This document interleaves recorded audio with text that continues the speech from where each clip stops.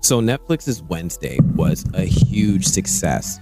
The spin-off show introduces a new fantasy series that's equal parts quirky and intriguing. Not only the character of Wednesday and the various supporting characters, but also the larger world and the lore that the show creates to tell its story. But despite the well-developed story, there are definitely questions we have about the mythology of this universe. So here are 5 questions that I think, or 5 things that Wednesday season 2 needs to address. Number 1. What are the rules of Wednesday? So one of the biggest challenges of creating a new original story is building a unique world. The world of Wednesday sees a world full of monsters, people with powers, and there are just ideas that aren't exactly normal. But the rules of this world is still a little fuzzy. That outcasts, as in those with powers or strange quirks, are seemingly coexisting with regular humans in the town of Jericho. But they also seem to be out and about in the rest of the world too, like when Bianca's mother shows up from outside of Jericho. And unlike the world of Harry Potter, the existence of outcasts, their powers and everything, also don't seem to be a secret from the human population.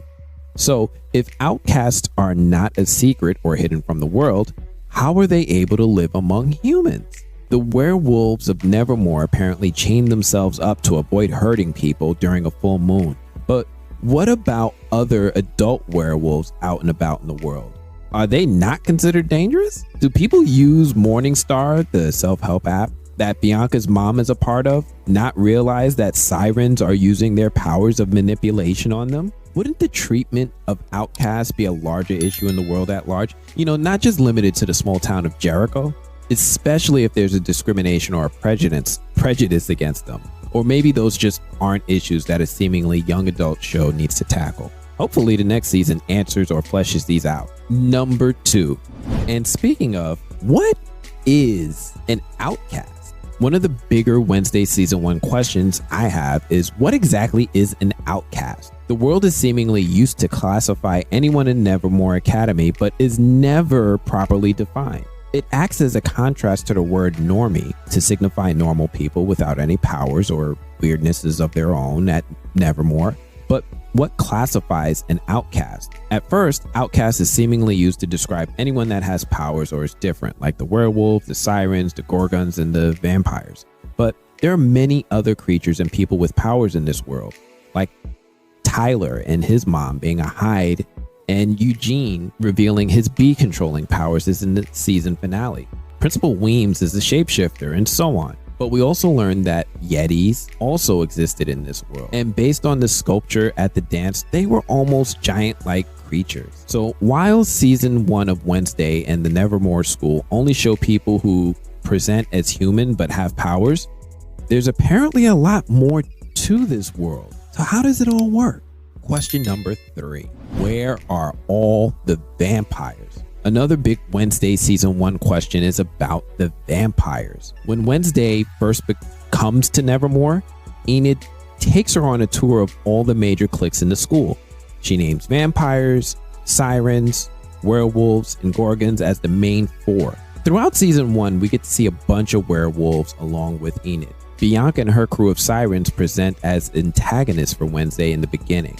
And while Ajax is the only gorgon we follow this season, there are some extras in the background with their head covered who are presumably gorgons as well, but absolutely no vampires? Besides the mention of the MC bloodsuckers at the dance, no vampires appear in season 1.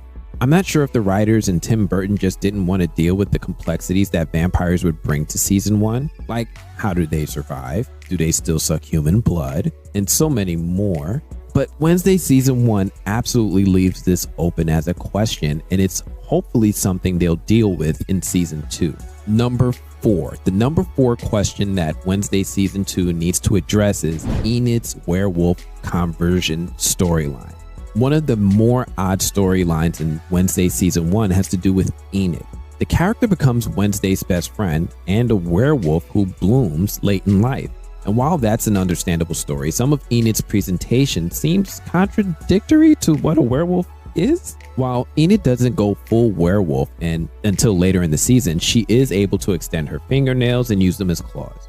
Retractable claws are usually not a wolf or a canine trait, but more something that cats or felines do, but that's another thing. Enid seemingly has an obsession with cats despite being a werewolf.